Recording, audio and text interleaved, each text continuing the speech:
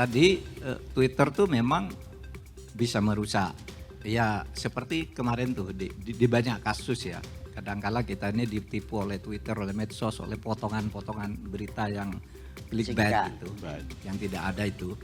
Tapi juga ada manfaatnya. Dalam pengalaman saya, misalnya saya ingin mengungkap satu kasus yang sulit gitu. Saya tweet aja lewat Twitternya, ada laporan begini, di mention ke Divisi Humas Polri, kemudian ke Polda, kemana, itu biasanya langsung selesai, langsung hari itu juga di follow up. Misalnya begini, seminggu lalu tuh saya mendapat potongan video seorang pembantu rumah tangga menangis di YouTube, tolong saya ini disiksa, tolong, saya mau keluar enggak boleh, saya dianiaya gitu, nangis, tapi kita enggak tahu orangnya di mana. Lalu saya kirim ke Polri, ada cyber police di situ. Yang ngirim Pak Mahfud saya ngirim ke dia, Bapak tolong sendiri ya? Iya. Saya di Twitter, tolong masyarakat dibantu, ini orang ini di mana kita enggak tahu, tapi tolong dibantu. Saya katakan polisi punya alat untuk tahu ini di mana, karena saya sering menggunakan. Kalau ada apa gitu, siapa ini, sebentar ketemu. Nah ini yang orang yang nangis perempuan dari Garut ini apa? Saya tweet itu jam 7, kemudian jam 10 sudah ada jawaban. Orang ini ada di Dahran, Saudi Arabia, rumahnya nomor sekian, ini sekian, dan sekarang sedang akan dijemput oleh Kedutaan Besar Republik Indonesia. Langsung. Padahal dia nangis sudah 5 hari. Nggak ada yang tahu ada di mana. Saya tweetkan ke polisi, tolong dicari, pasti ketemu kalau Anda yang cari. Ketemu orangnya. Nah itu manfaat dari medsos. Saya juga pernah, misalnya seorang perempuan bendahara namanya Nur Hayati ya, di Garut.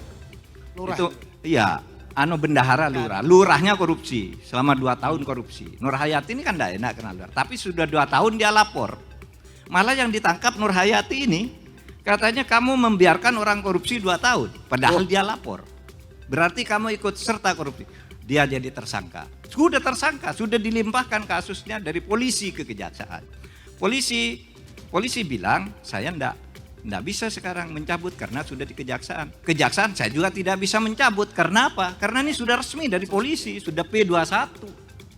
Akhirnya saya turun tangan lewat Twitter, lalu bicara dengan Jaksa Agung, bicara Kapolri, sorenya keluar. Nah itu gunanya, bisa lebih cepat medsos itu.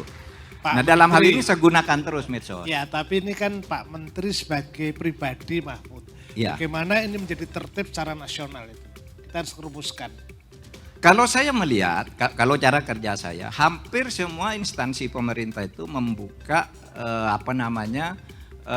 itu ya. Lapor atau iya, silakan lapor ke nomor sekian, ini WA kami, ini Instagram. Kapolri juga sudah mengumumkan, lapor nggak rumit-rumit, ini nomor Instagram, ini nomor HP saya, ini nomor HP Polri, lapor ke situ gitu. Sudah buka semua, di tiap kementerian itu ada akun-akun untuk melapor.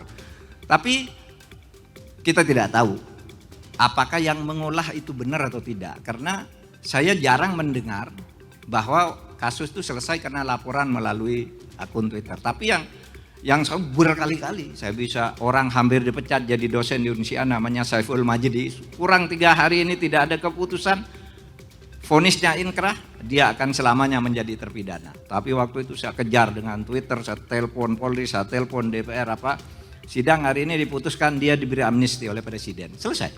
Hanya dengan medsos. Kalau saya manggil lewat surat, suruh menghadap dulu, itu lewat waktunya. Ganti lebaran Pak. Iya. Oleh sebab itu ada gunanya tuh medsos, tetapi juga hati-hati karena itu juga bisa membunuh banyak orang. Karena kesalahpahaman, karena fitnah-fitnah dan sebagainya.